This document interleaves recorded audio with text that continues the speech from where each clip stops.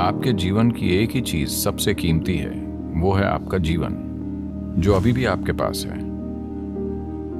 कि बिना ऑफिस जाए भी आप पैसे कमा सकते हैं। जब ज्यादा शक्ति की जरूरत होती है तो खुद को सुपर चार्ज करना पड़ता है।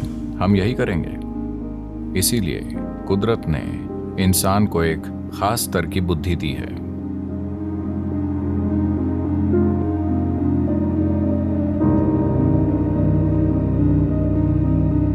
ये प्रश्न चेन्नई से दिव्या ने पूछा है। नमस्कारम सद्गुरु, मैंने इस सप्ताह अपनी नौकरी खो दी है और मैं ये स्वीकार नहीं कर पा रही हूँ। मैं पूरी भागीदारी के साथ बहुत अच्छा काम कर रही थी। पिछले 12 वर्षों में मैंने जो कड़ी मेहनत की है उसे खोकर बहुत दुख हो रहा है। मैं इस स्थिति को समझती हूँ, पर मैं नुकसान को कैसे स्वीकार करूं, जिसकी वजह से मेरी मेहनत और मेरे परिवार का भविष्य मुश्किल में आ गया है। नमस्कारम दिव्या, आपको मेरी बात ध्यान से सुननी चाहिए क्योंकि अभी आप थोड़ी परेशान हैं। इसलिए आप मेरी बात का आसानी से गलत मतलब निकाल लेंगी।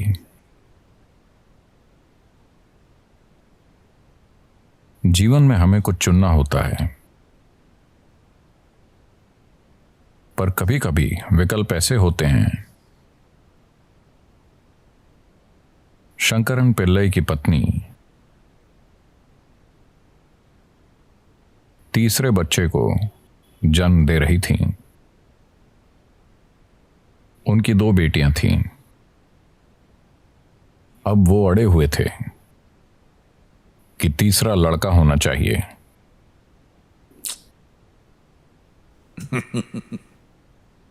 ये एक भारतीय समस्या है, ठीक है, पर डॉक्टर ने बाहर आकर कहा आपको लड़की हुई है। शंकरन पिल्लई दुखी हो गए। डॉक्टर ने सांत्वना देनी चाहिए।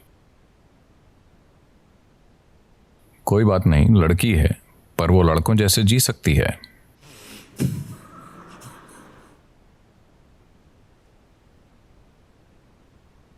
तब शंकरन पिल्लई बोले,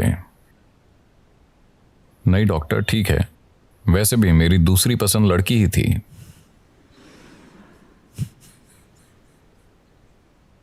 जीवन के चुनाव कभी कभी ऐसे होते हैं। तो 12 साल की कड़ी मेहनत, मैं ये नहीं कह रहा कि आपकी समस्या छोटी है, पर कड़ी मेहनत, आप 12 साल की कड़ी मेहनत से छूट गए। आपको कुछ पार्टी करनी चाहिए, पर मेरी तनख्वाह, मेरे पैसे, बिल, किराया, बच्चों की स्कूल फीस, हाँ, ये तो हैं, पर क्योंकि हम इस हफ्ते प्रथम विश्व युद्ध को याद कर रहे हैं। युद्धों में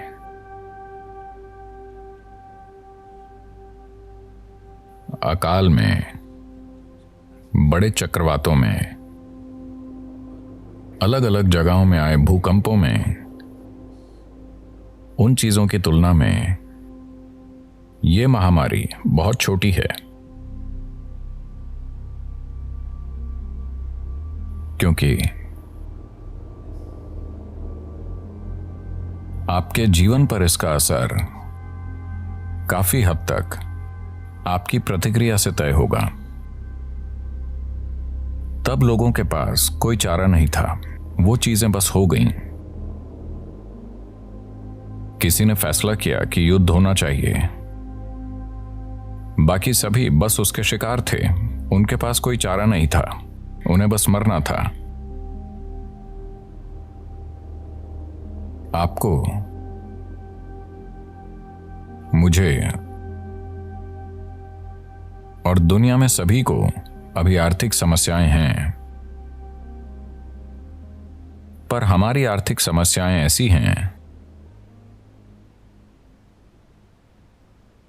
कि चाहे महामारी हो या शेयर बाजार का पतन या मंदी, ये होना ही है, क्योंकि हमने ऐसा रुख अपनाया है कि हम हमेशा ज्यादा से ज्यादा चाहते हैं। कहीं ना कहीं संतुलन आएगा।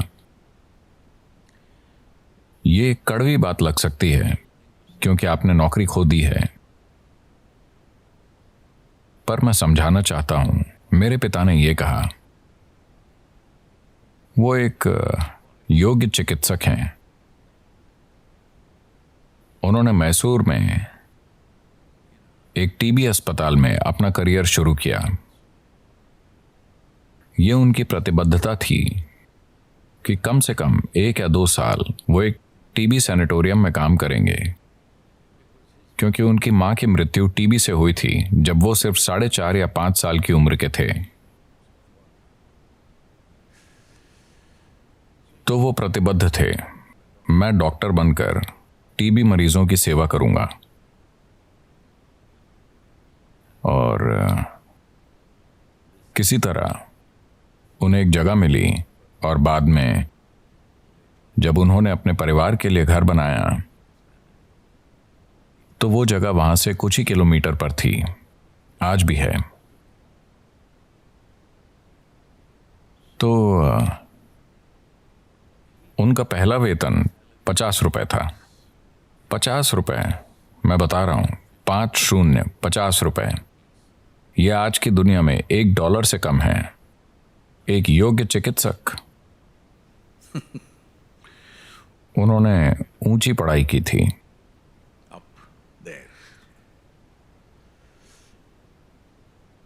Then by the time he retired as a senior medical officer, फिर जब तक वो भारतीय रेलवे के वरिष्ठ या मुख्य चिकित्सा अधिकारी के रूप में रिटायर हुए, तब उन्हें 14,500 रुपए मिलने लगे थे।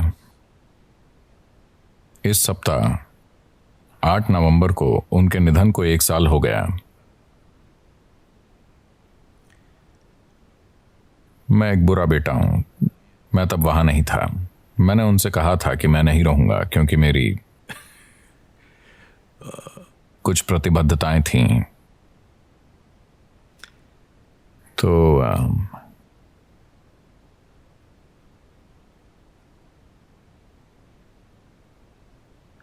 when my nephew तो जब मेरी बहन के बेटे ने कुछ साल पहले एक आईटी कंपनी में करीब 35,000 रुपए की वेतन से शुरुआत की, मेरे पिता ने उसे देखकर कहा, मूर्ख, तुम तो बहुत निकम्मे हो।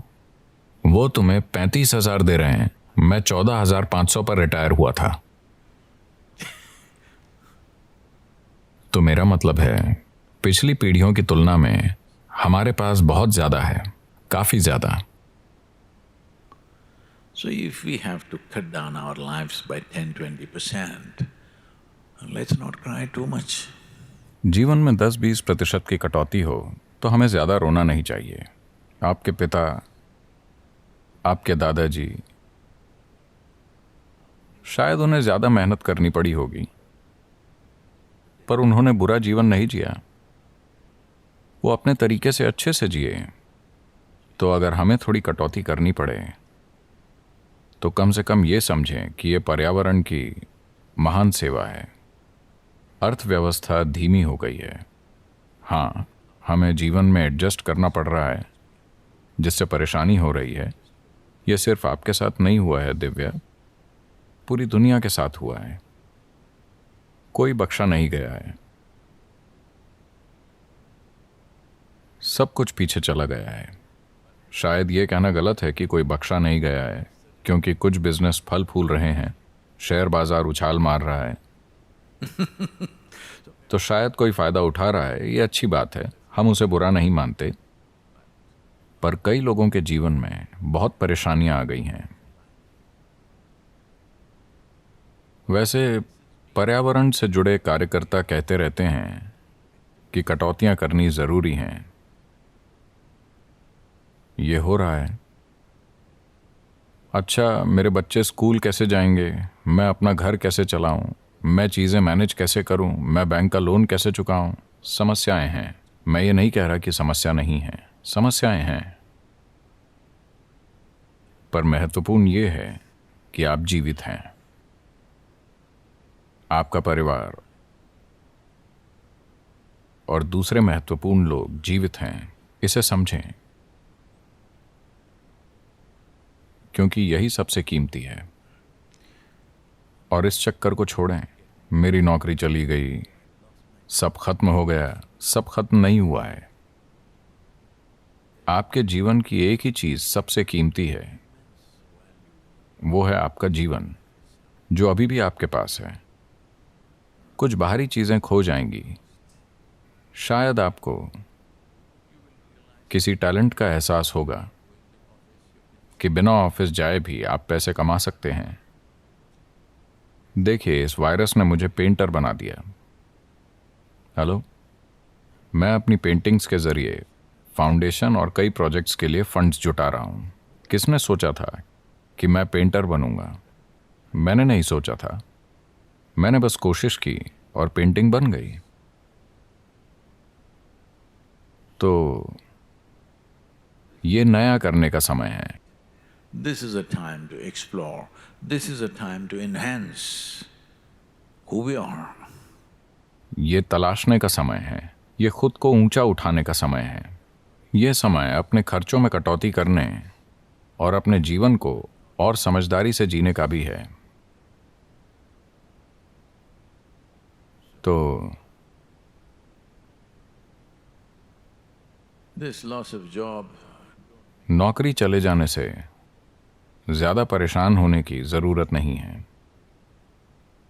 एक दूसरा विकल्प भी है। it बिजनेस करने के कई दूसरे तरीके हैं। किस तरह का बिजनेस हम नहीं जानते। शायद वो कारगर हो, शायद ना हो।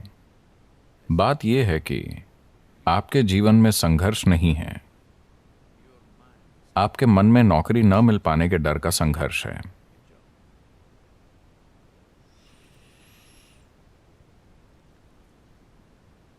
शंकरन पिल्लई ने दिसंबर के महीने में साल 2020 के 1 लाख से अधिक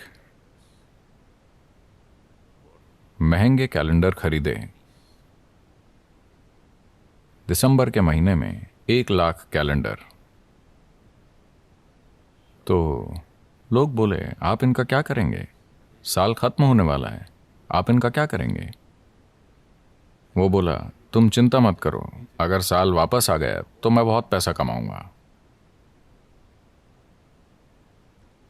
इस तरह हमें कई उम्मीदें हैं। कुछ उम्मीदें टूट जाती हैं। ये वाकई बुरा नहीं है। हाँ, कुछ उम्मीदें टूट जाती हैं, कोई बुरी बात नहीं है।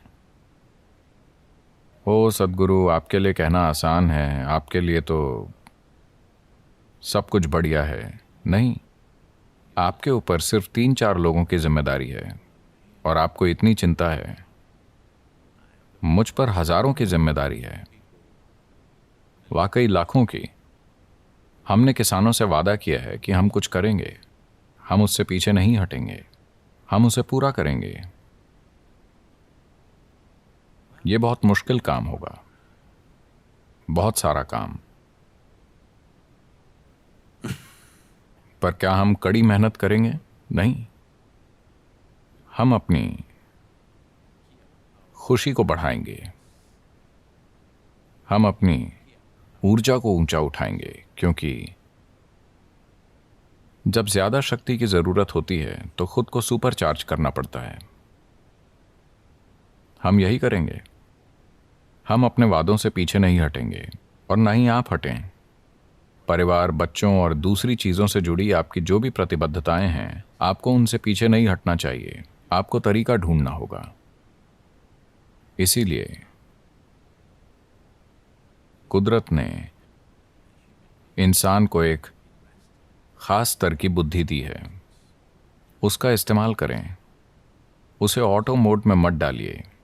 अब नौकरी मिल गई है, अब ज़्यादा सोचने की ज़रूरत नहीं है, बस वहाँ जाकर वापस आना है, मेरा जीवन बन गया। नहीं, ये जीने का तरीका नहीं है। जीवन चलाना मनुष्य का अंतिम लक्ष्य नहीं है। जीवन चलाना ज़रूरी है, पर यह आखिरी लक्ष्य नहीं है। यहाँ मेरे पास हजारों युवा स्वयं सेवक हैं जो जीवन में ऐसे काम कर रहे हैं